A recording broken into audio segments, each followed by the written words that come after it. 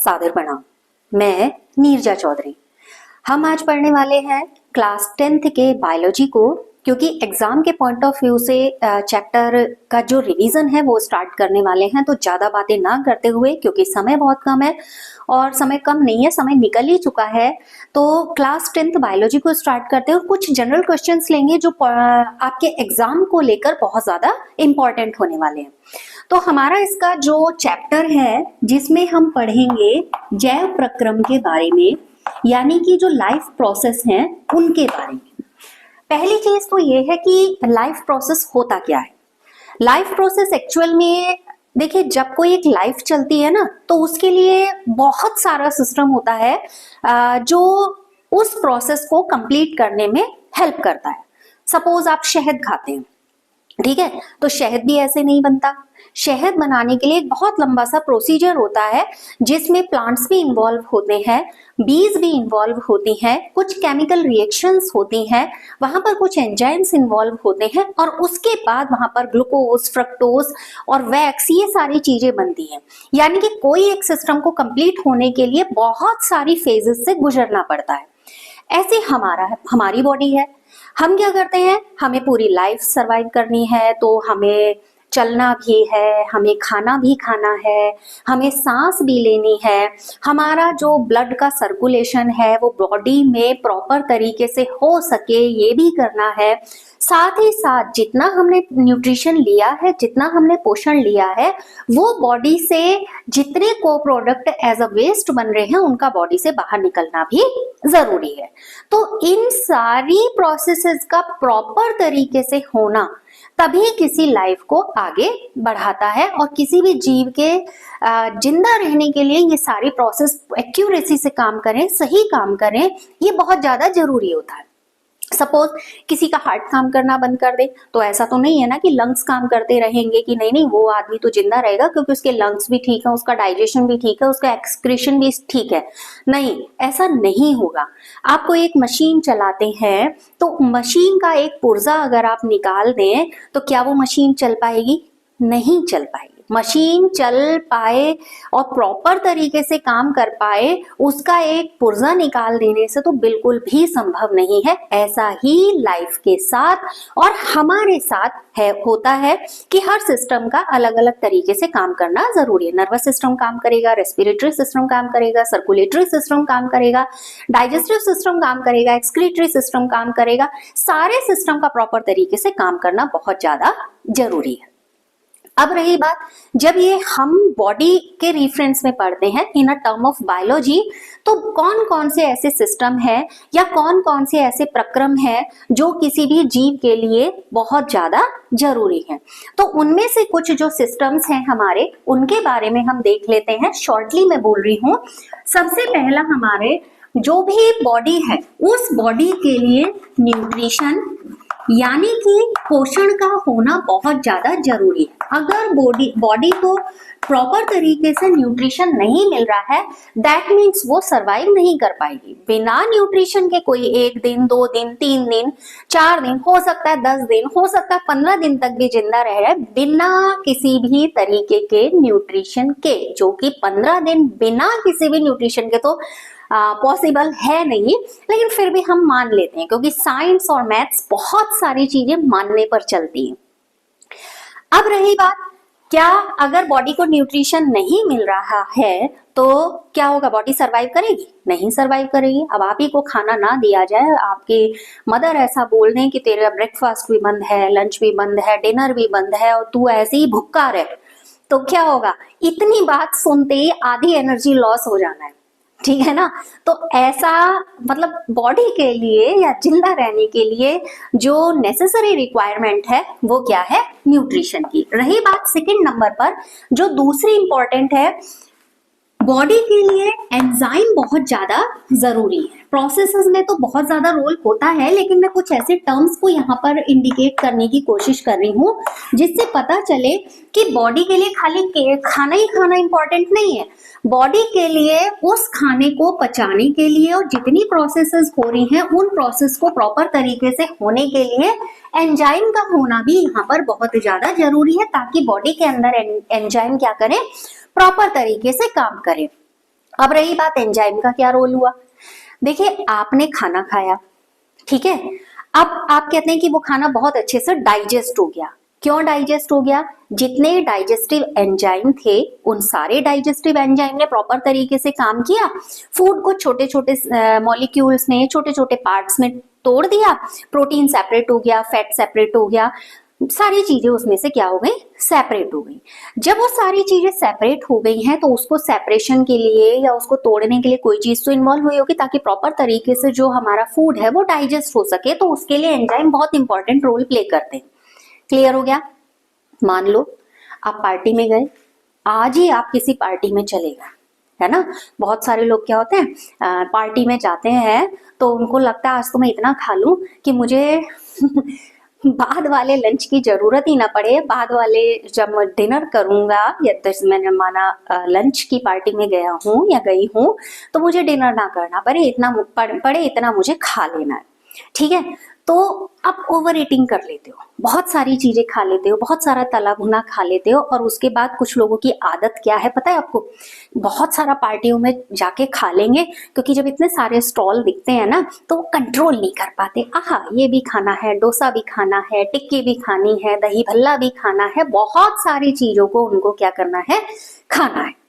अब पेट तो उतना ही है जितना घर में 2 रोटी 3 रोटी 4 रोटी के जितना उसकी कैपेसिटी थी, लेकिन खा लिया है ज्यादा। अभी तो गोलगप्पे बच गए थे, गोलगप्पे भी खाने हैं। तो लोग क्या करते हैं ना, कुछ लोगों की मैं बात बता रही हूँ, मतलब बिल्कुल राइट एग्जांपल बता रही हूँ जो देखा हुआ है। लोग घर आते हैं और वॉमिट कर देते हैं क्योंकि स्वाद तो नियंत्रण था नहीं, लेकिन पेट अलाउ कर नहीं रहा है, पेट को खाली भी रखना है और स्वाद पे कंट्रोल हो ही दिया था, तो क्या करते हैं घर आके वॉमिट कर देते हैं। तो अब वॉमिट करने से पेट खाली हो गया, उनको लगता है नाउ डाइजेशन इज प्रॉपर। तो इसलिए एंजाइम का बहुत इंपॉर्टेंट रोल है हमारी बॉडी के जो हमारा फूड है उसके डाइजेशन। क्लियर हो गया? अब अगर आप लिमिट में खाएंगे तो बॉडी के जितने भी एंजाइम है उनको पता होगा इतना ही फूड मुझे पचाना और इतने ही सीक्रेशन से इतना ही पच जाएगा।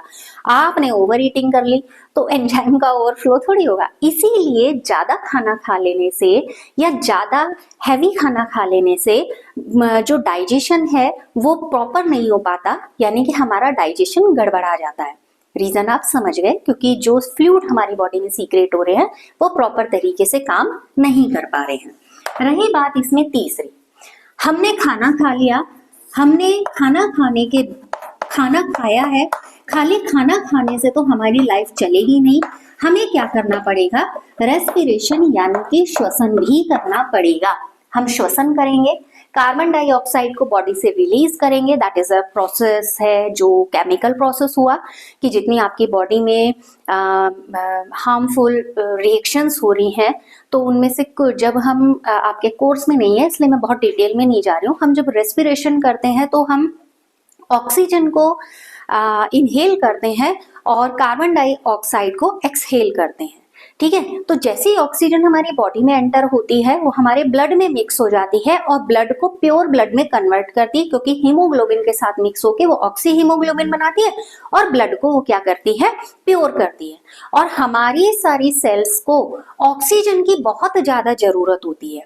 अब एक उदाहरण यहाँ पर मैं लेती हूँ जो लास्ट ईयर सीबीएसई के एग्जाम में आया भी था कि आप जब बहुत तेज दौड़ते हैं या आप एक्सरसाइज कर रहे हैं या आप लगातार हैवी वेट उठा रहे हैं, मतलब बहुत मेहनत कर रहे हैं और उसमें भी आप ये मान लीजिए आप दौड़ के आ रहे हैं और उसके बाद आपको क्या लगता है, आप बहुत ज्यादा थक गए हैं। अब क्या करेंगे, आप अपने नी पर अपने हाथों को रखते हैं और थोड़ा सा बेंड हो जाते हैं, ठीक है।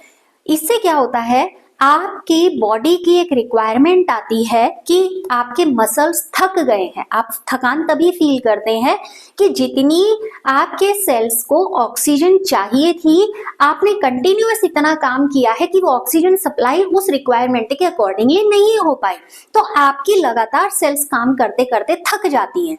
थकती इसलिए क्योंकि ऑक्सीजन नहीं मिला। ऑक्सीजन उनके लिए एक फूड के तरीके से है जो उनको एनर्जी देगा, ठीक हो गया। तो अब आप क्या करते हैं, हांफना शुरू कर देते हैं। आपने तो मतलब आप उन सेल को मच मोर ऑक्सीजन को क्या कर रहे हैं, मतलब पहुंचाने का काम कर रहे हैं। ठीक है, आप घुटनों पर हाथ रख लेते हैं, झुक जाते हैं और जोर जोर से सांस लेना शुरू कर देते हैं, जिसे सामान्य भाषा में आप हांफना कहते हैं। क्लियर हो गया? तो रेस्पिरेशन बहुत ज्यादा जरूरी है क्योंकि ब्लड का प्यूरिफिकेशन चाहिए, इसलिए।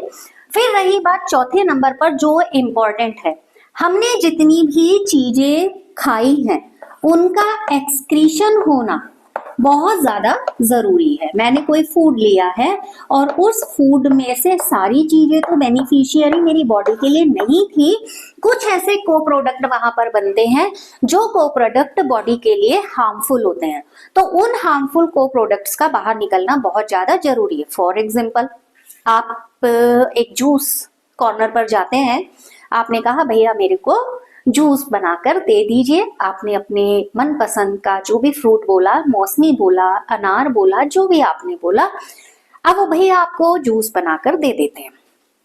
उसे क्रश किया, क्रश करके जितना लिक्विड था सेपरेट किया और जितना उसका गूदा था वो हटा दिया। ऐसा नहीं करते हैं कि वो गूदा भी आपको उस जूस में मिलाकर दे देते हैं। वो गूदा जो बचा है, जो उसका वेस्ट छिलका बचा है, वो वेस्ट छिलका आपके लिए क्या है, यूजफुल नहीं है। ठीक है, तो इसलिए उसको बॉडी से मतलब इसलिए उसको वहां से सेपरेट होना जरूरी है। ऐसे ही जितना हम फूड गेन करते हैं, सारा फूड हमारी बॉडी के लिए नेसेसरी नहीं होता, उसमें से कुछ ऐसे को प्रोडक्ट्स बन जाते हैं जो बॉडी के लिए कोई रिक्वायरमेंट नहीं रखते, तो उनका बॉडी में रुके रहना या उनका बॉडी में इकट्ठा होना बहुत ज्यादा नुकसान कर सकता है, हमारे सेल्स को डैमेज कर सकता है, अल्सर कर सकता है, बहुत सारी दिक्कतें कर सकता है, एसिडिटी कर सकता है, बहुत सारी दिक्कतें कर सकता है। टॉपिक आएगा तो उसको वैसे डिटेल करेंगे। अब रही बात, जब वो वेस्ट बॉडी से प्रॉपर तरीके से बाहर नहीं निकलेगा तो स्वास्थ्य के लिए यानी हेल्थ के लिए बहुत सारे इश्यूज वहां पर क्रिएट हो जाएंगे। इसलिए एक एक्सक्रीशन सिस्टम जो काम करता है, उस एक्सक्रीशन सिस्टम का प्रॉपर तरीके से काम करना बहुत ज्यादा जरूरी है। ठीक हो गया? अब रही बात, हमने यहाँ पर जिक्र किया कि वो जो ऑक्सीजन है वो ऑक्सीजन किसमें मिल जा रही है, ब्लड में मिल जा रही है। लेकिन वो जो जब ऑक्सीजन ब्लड में मिल रही है तो यानी कि बॉडी के अंदर ब्लड का सर्कुलेशन हो रहा है, पूरी बॉडी में ब्लड क्या कर रहा है, सर्कुलेट हो रहा है, हार्ट पंपिंग कर रहा है, पूरी बॉडी को वो ब्लड ट्रांसफर कर रहा है, हर सेल को ब्लड ट्रांसफर हो रहा है। तो इसके लिए एक प्रॉपर सिस्टम काम करता है जिसको सर्कुलेटरी सिस्टम कहते हैं या सर्कुलेशन। ठीक है, यानी सर्कुलेशन ऑफ ब्लड कहूं या सर्कुलेटरी सिस्टम कहूं या रुधिर का परिवहन कहूं। ठीक है, मैं बाइलिंगुअल यूज कर रही हूँ यहाँ पर ताकि जो हिंदी मीडियम वाले हैं वो भी इसको समझ सके। और रही बात, देखिए ये जो टॉपिक है ना, इन टॉपिक के लिए बोर्ड कोई मायने नहीं रखता, ये टॉपिक हर बोर्ड का हिस्सा है। आप इन टॉपिक को जहां से और जितना पढ़ सकते हैं वो आपकी नॉलेज को उतना ही ज्यादा बढ़ाएगा। ऐसा नहीं है कि सीबीएसई में टॉपिक है लेकिन भाई उत्तराखंड बोर्ड में नहीं है, यूपी बोर्ड में नहीं है, बिहार बोर्ड में नहीं है, तो ऐसा नहीं है। सिर्फ बार बार जो मैं अपने उसमें वीडियोस में भी बार बार एक मैसेज करती हूँ, आपका टारगेट केवल क्लास पास करना नहीं है, आपको बहुत कुछ अचीव करना है और इसलिए उसके लिए आपको ज्यादा से ज्यादा नॉलेज को भी गेन करना है। तो क्लास पास करने से खाली कुछ नहीं होगा, क्योंकि वो तो आप 33% ले आएंगे तो भी आप कर लेंगे, लेकिन जब आपको अकल आएगी वाह 33% से कुछ नहीं होने वाला है, तब तक समय निकल चुका होगा। मैं नहीं कह रही हूं आप नंबर गेम में फंसिए, लेकिन नॉलेज गेन करिए। क्लियर? तो सर्कुलेशन यहाँ पर जरूरी है। तो ये लगभग ऐसे कुछ सिस्टम है जो बॉडी को बहुत ज्यादा जरूरी है। अगर बॉडी को जिंदा रहना है तो इनमें से कोई भी एक सिस्टम अगर काम नहीं करेगा, दैट मीन्स जो लाइफ है वो स्टॉप हो जाएगी, यानी कि लाइफ आगे नहीं बढ़ेगी। अब इसी से रिलेटेड मैं कुछ क्वेश्चंस लेती हूँ जो जनरली एग्जाम्स में भी पूछे जाते हैं और आपकी बेसिक नॉलेज के लिए भी बहुत अच्छे हैं। देखिए, फूड का जब डाइजेशन होता है ना, तो वहां पर क्या होता है, डिफ्यूजन जैसी एक प्रोसेस होती है। न्यूट्रिशन के लिए डिफ्यूजन बहुत ज्यादा इंपॉर्टेंट है, और अगर दूसरे उसमें कहूँ अगर एक्सक्रीशन भी होना है तो डिफ्यूजन बहुत ज्यादा इंपॉर्टेंट है। एक क्वेश्चन आता है, क्वेश्चन ये आता है कि अगर मान लीजिए दो तरीके के क्या होते हैं, जीव होते हैं, एक यूनिसेल्युलर और एक मल्टी सेल्युलर। जो यूनिसेल्युलर है उसके लिए तो डिफ्यूजन यानी विसरण इंपॉर्टेंट है, तो क्या मल्टी सेल्यूलर के लिए भी डिफ्यूजन इंपॉर्टेंट है? एक जनरल क्वेश्चन यहाँ पर इससे रिलेटेड आता है, तो मैं इसको ले लेती हूँ। डिफ्यूजन यानी कि विसरण की बात कर रहे हैं हम, ठीक है। मैं हिंदी में भी इसको लिख दे रही हूँ, डिफ्यूजन यानी कि विसरण। क्वेश्चन मेरा क्या है कि जो क्या है, एक कोशिकीय है, उनके लिए तो डिफ्यूजन है। क्या जो मल्टी सेलुलर है यानी कि बहुकोशिकीय है, उनके लिए भी डिफ्यूजन इंपॉर्टेंट है?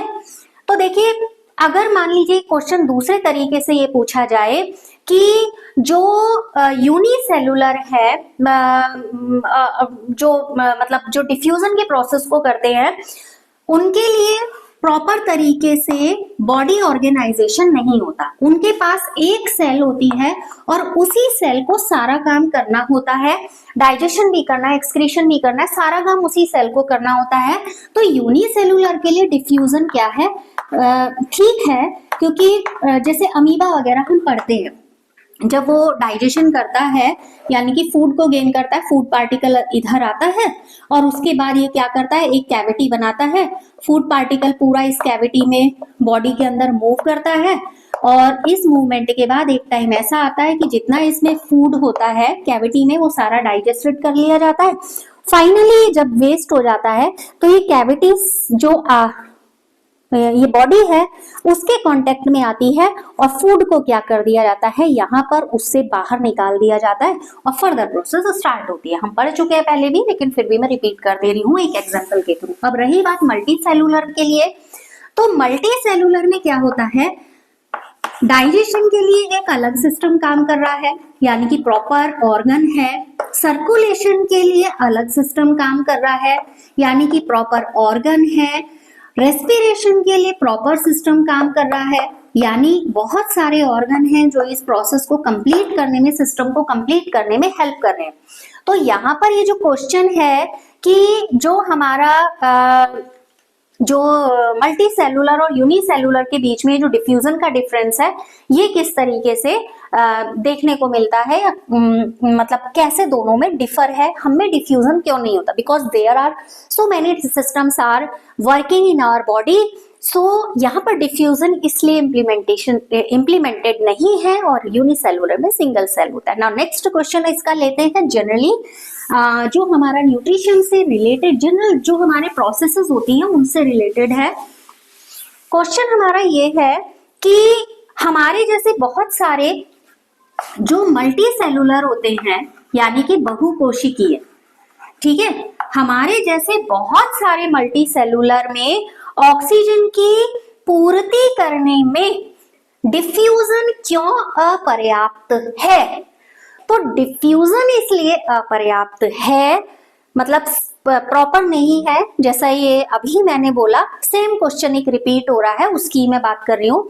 इसलिए पर्याप्त नहीं है क्योंकि हमारे बॉडी के अंदर प्रॉपर बहुत सारे सिस्टम काम कर रहे हैं, जबकि यूनिसेलुलर में एक ही सेल को सारा काम करना होता है। तो ऑक्सीजन की जो रिक्वायरमेंट की पूर्ति है वो मल्टी सेलुलर में बहुत सारे ऑर्गन्स की उपस्थिति की वजह से पूरी हो जाती है, ठीक है। दूसरी चीज क्या है, मान लीजिए ये कोई यूनिसेलुलर है, इसी का एग्जांपल कर लेते हैं।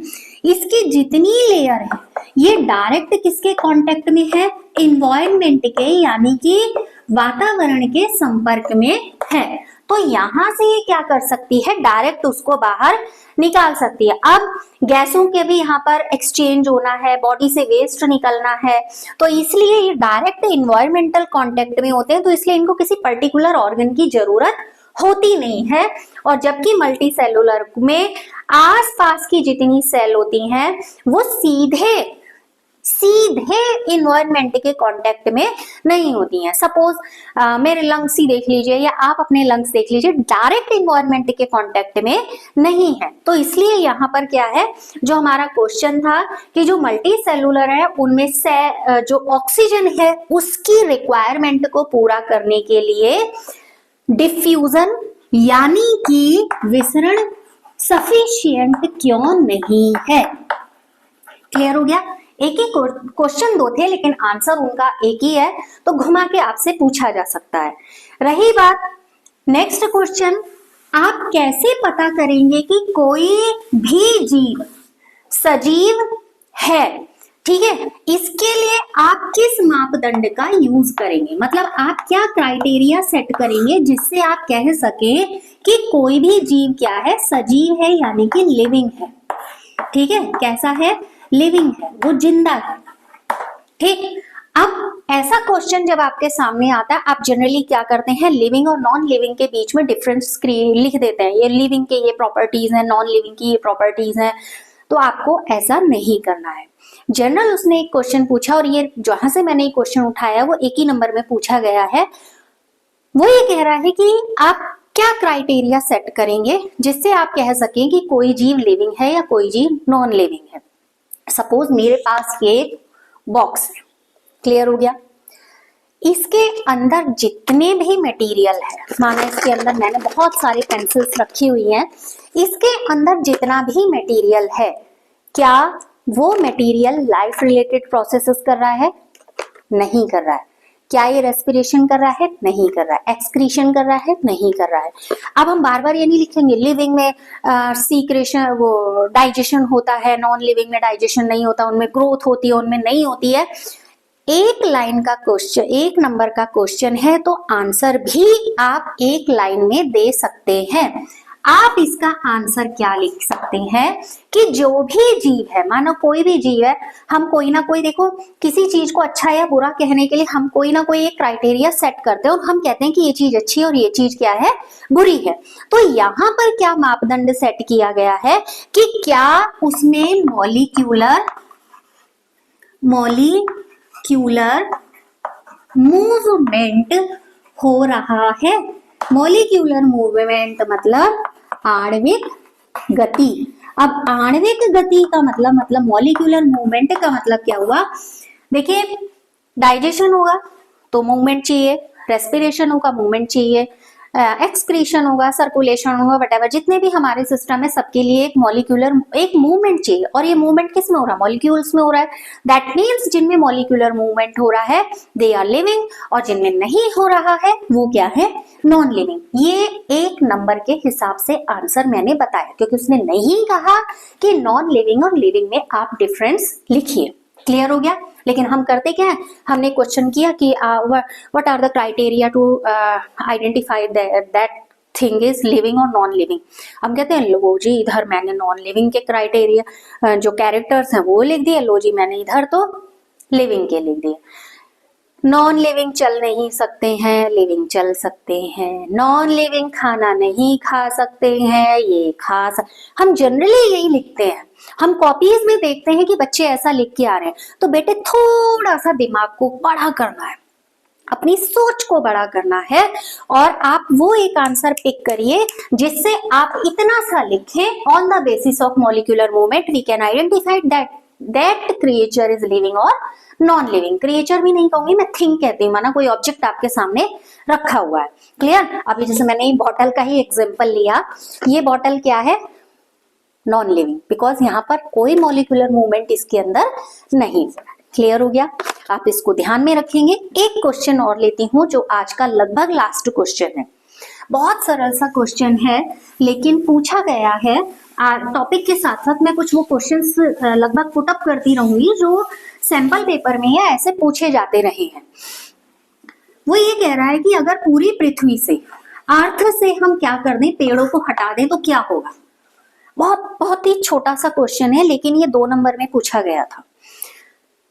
अगर हम पूरी पृथ्वी से पेड़ों को हटा दें तो आप सोचिए क्या होगा।